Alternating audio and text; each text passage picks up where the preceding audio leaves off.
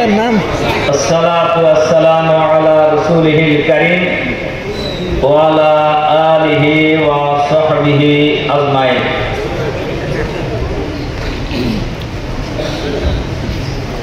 সিরাজগঞ্জ ফোরামের উদ্যোগে আয়োজিত আজকের এই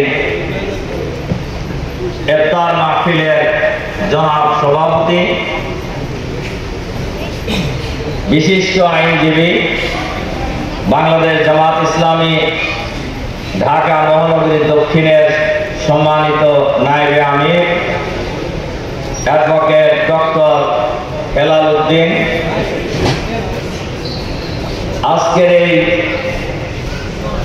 ইফতার মাহফিলের সম্মানিত বিশেষ অতিথি, বাংলাদেশ জামাত ইসলামী সিরাজগঞ্জ জেলা জামাতের সংগ্রামী আমির।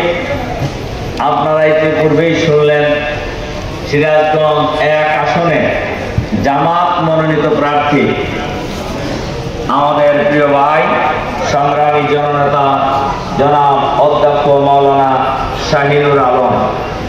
আজকের এই ইফতার মাহফিলের অন্যতম বিশেষ অতিথি, বাংলাদেশ জামাত ইসলামী সিরাজগঞ্জ জেলা জামাতের অন্যতম নায়েবে আমির, আমাদের শ্রদ্ধেয় নেতা, বেলকুচি চৌধুরী আসন থেকে জামাত মনোনীত জাতীয় সংসদের প্রার্থী আমাদের প্রিয় ভাই জননেতা জনাব অধ্যক্ষ আলী আলম, অন্যান্য নেতৃবৃন্দ, সম্মানিত সুধীমণ্ডলী, ভাই ও বোনেরা, সাংবাদিক বন্ধুগণ, আসসালামু আলাইকুম ওয়া রাহমাতুল্লাহি ওয়া বারাকাতুহু। ওয়া আলাইকুম আসসালাম ওয়া রাহমাতুল্লাহি ওয়া বারাকাতুহু। আল্লাহ তাআলার দরবারে শুকরিয়া আদায় করছি, যিনি আজকে এই সিরাজগঞ্জ ফোরামের উদ্যোগে আয়োজিত এই মাহফিলে উপস্থিত হওয়ার সুযোগ আমাদেরকে দিয়েছেন। আলহামদুলিল্লাহ, বিশেষভাবে শুকরিয়া আদায় করছি। আমি গত বছর সবে মাত্র তখন জেল থেকে বেরোছি, প্রায় 3 বছর জেলে খেটে তারপরে কেবলই বের হয়েছি। এরপরে রোজা শুরু হলো। প্রথম বছর, গত বছর থেকেই বলা যায় এই সিরাজগঞ্জ ফোরামের প্রোগ্রাম আনুষ্ঠানিকভাবে শুরু হয়েছে। সেই প্রোগ্রামে আমার ধারণা কত উপস্থিত হবে, 150-200-র উপরে হবে না। আমরা একটা চাইনিজ হোটেলে করেছিলাম, কিন্তু আলহামদুলিল্লাহ আজকে আমরা ইঞ্জিনিয়ার্স ইনস্টিটিউটে সবচেয়ে বড় হলে করতেছি। আলহামদুলিল্লাহ। এরপরে আমার ধারণা এখনো অনেক মানুষ জানে নাই আর এরকম একটা প্রোগ্রাম হচ্ছে।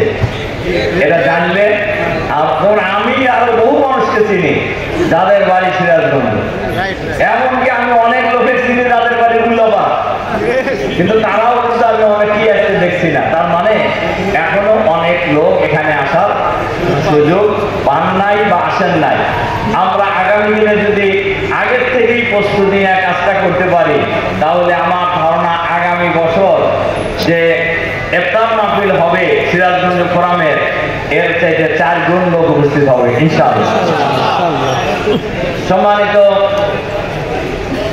ভাই এবং বোনেরা, আমরা অনেক সবাই সৌভাগ্যবান, আল্লাহ তাআলা আমাদেরকে এই রমজান পর্যন্ত পৌঁছে দিয়েছেন।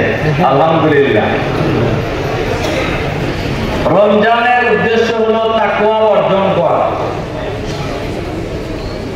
তাকওয়ার ব্যাপারে আমরা তো অনেক কথাই শুনি। রাসূল সাল্লাল্লাহু আলাইহি সাল্লামের অবর্তমানে সাহাবায়ে কেরাম কোরআনের ব্যাখ্যা জানার জন্য যার কাছে বেশি যেতেন, যার কাছে ছুটে যেতেন, তিনি হলেন হযরত আব্দুল্লাহ ইবনে মাসউদ রাদিয়াল্লাহু তাআলা আনহু। আব্দুল্লাহ ইবনে মাসউদ রাদিয়াল্লাহু তাআলা আনহু তাকওয়ার ব্যাখ্যা করেছেন, অনেকগুলি কথা বলেছেন উনি ধারাবাহিকভাবে। তার মৌলিক কথা হলো আল্লাহ তাআলার আদেশের আনুগত্য করা, আল্লাহ তাআলার আদেশের আনুগত্য করা, আর আল্লাহ তাআলার সকল নাফরমানি থেকে বিরত থাকা। কাজে আমরা আল্লাহর আনুগত্য যথাযথভাবে করার জন্য চেষ্টা করবো ইনশাআল্লাহ। আর আল্লাহর নাফরমানির কাছ থেকে সবাই যার যার জায়গায় আমরা বিরত থাকবো ইনশাআল্লাহ। আর তাকওয়া অর্জন করলে আখিরাতেও লাভ, দুনিয়ায়ও লাভ। আখিরাতের লাভ হলো ওয়ালাউ আন্না আহলাল কুরআ আমানু ওয়াত্তাকাউ লা ফাতাহনা আলাইহিম বারাকাতিন মিনাস সামাই ওয়াল আরদ। কোন জনপদের মানুষরা যদি ইমানদার হয়ে যায় আর তাকওয়াবান হয়, তাহলে আল্লাহ তাআলা আসমান এবং জমিনের রহমতের ভান্ডার খুলে দিবেন। সুবহানাল্লাহ। অন্য আয়াতে বলা হয়েছে দুনিয়ায় লাভের কথা, ওমাই ইয়াত্তাকিল্লাহ ইয়াজআল লাহু মিন আমরিহি ইউসরা। যারা তাকওয়া নীতি অবলম্বন করবে আল্লাহ তাআলা তাদের সব কাজ সহজ করে দিবেন। ওমাই ইয়াত্তাকিল্লাহ ইয়াজআল লাহু মাখরাজা ইয়ারযুকুহু মিন হাইসু লা ইয়াহতাসিব। যারা তাকওয়া নীতি অবলম্বন করবে আল্লাহ তাআলা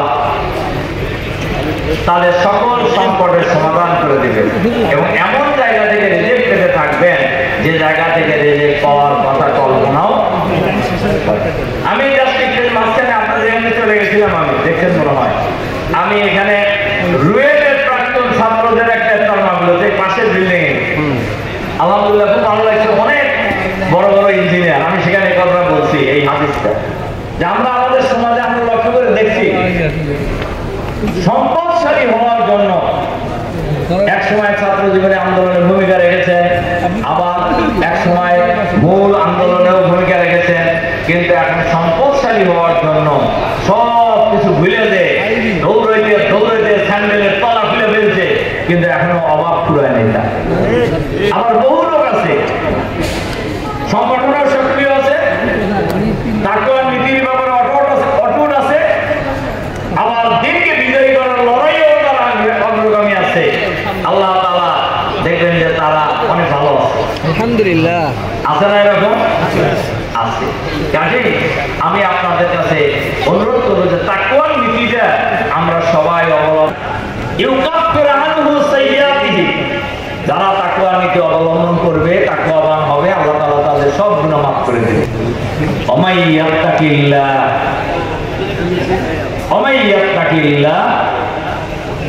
ইন্নাল মুত্তাকিনা ইনদা রাব্বিহিম জান্নাতুন নাঈম। যারা তাকওয়া অর্জন করবে তারা হলো মুত্তাকি, আর মুত্তাকিদের জন্য নেয়ামতে ভরা জান্নাত আল্লাহ রেডি করে রাখছেন।